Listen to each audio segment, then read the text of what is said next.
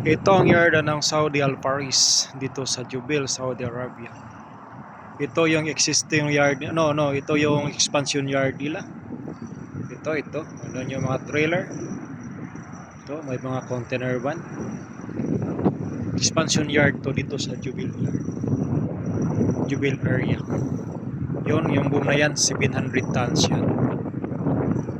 700 tonner crane. Ito yung mga truck nila. Yun. Doon banda yung mga locker jeep. Yun, mga service, mga pick up. Nandun yung din nila, super lift na super truck. Yun. Ito. Nag-overtime pala kami ngayon dahil may aksidente sa Rig 218 na crane. Travel yata yung crane operator na naka-extend yung sliding beam. Tumama sa trailer.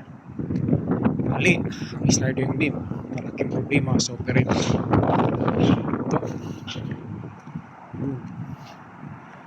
Yun, mga trailer loaded ng counterweight sa 1,200 tons. Dadalhin yan sa Yandu. Doon yung project.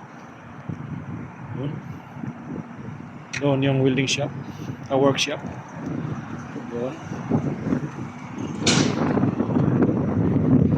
Sige, dito siyempre na yan. Nakapuna.